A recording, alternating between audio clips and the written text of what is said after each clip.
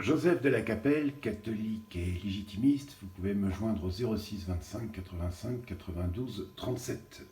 Nous sommes le 9 août 2025 et donc les choses avancent au niveau de l'Ukraine. Donc M. Poutine et M. Trump doivent se rencontrer. Alors c'est assez intéressant, ils vont peut-être se rencontrer en Arabie Saoudite et aussi peut-être en Autriche. Mais vu les territoires à survoler pour M. Poutine pour aller en Autriche, je pense que ce ne sera pas possible, parce que l'Autriche ne fait pas partie de l'OTAN. C'est assez étonnant, c'est un des seuls pays de l'Union européenne, avec l'Irlande du Sud aussi, qui ne fait pas partie de l'OTAN. Donc ce sera probablement l'Arabie Saoudite, et donc on doit beaucoup prier à cette intention pour que les... Je pense que s'ils se rencontrent, les choses sont déjà clos. J'ai vu que M. Poutine a dit que ce que proposaient les États-Unis était tout à fait correct par rapport à leurs exigences, donc les choses ont l'air d'être en bonne voie. Enfin, prions pour que ça se passe bien, très fort pour que ça se passe bien. Donc, moi, la réflexion que je fais, donc c'était quelque chose qu'on attendait depuis longtemps. On savait très bien que ça se passerait entre les États-Unis et la Russie. Zelensky, il est balayé, Macron est balayé, enfin tout ça. Il y a peut-être un peu l'Angleterre et tout ça, mais c'est surtout entre Poutine et Trump, bien sûr, que ça doit se passer. Donc on espérait ça depuis longtemps. Pourquoi ça a duré aussi longtemps? Je peux me tromper, j'ai peut-être complètement tort, mais je pense qu'il y a un travail qui est fait depuis l'investiture de Trump, donc au début de l'année, et avec l'État profond, c'est-à-dire que les États-Unis, c'est quand même un pays très complexe. On voit qu'au niveau de la santé, ce que fait Bob Kennedy Jr., c'est absolument remarquable. Il y a aussi même, je crois, des anciens présidents de la République qui sont un peu poursuivis a priori pour haute trahison. Enfin, les choses sont dans les clous comme ça. Donc il y a beaucoup de choses qui se passent. Et donc je pense que l'État profond américain, surtout l'armement, etc., voyait d'un très bon œil que cette guerre continue pour évidemment vendre des armes payées par l'Europe, enfin bref.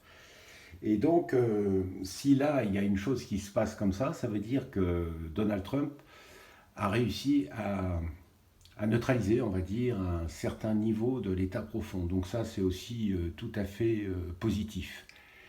Et donc, voilà, donc j'avais fait une vidéo la semaine dernière en disant, voilà, il faut quand même, grosso modo, que les États-Unis regardent les demandes des Russes, donc la dénazification, le désarmement de l'Ukraine, et puis arrêter de persécuter, donc de retrouver les territoires russes de l'Est de l'Ukraine. Enfin voilà, et puis aussi puis l'ouverture sur la mer Noire, ce qui est quand même quelque chose qui est derrière ça. Ça fait une ouverture sur les mers chaudes qui est importante pour la Russie, et c'est évident.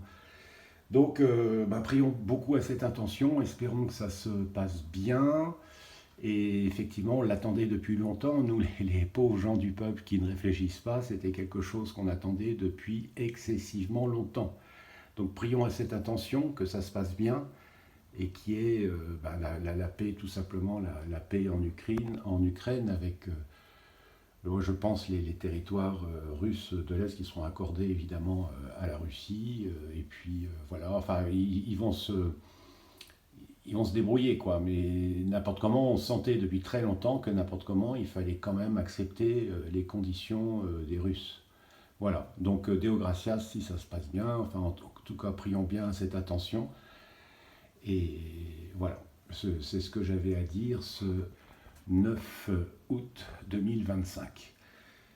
Tous les saints et les saintes du paradis et du purgatoire, priez pour nous. Sainte Thérèse de la Croix, je crois, c'est Edith Stein, qui est une grande sainte. Priez pour nous, ce 9 août, c'est le jour de sa fête. Tous les cœurs angéliques du paradis, protégez-nous, conduisez-nous au saint paradis de Dieu. Notre âme de Boulogne, notre âme de France, notre âme de l'univers, priez pour nous. À très bientôt à tous. Deus et Rex.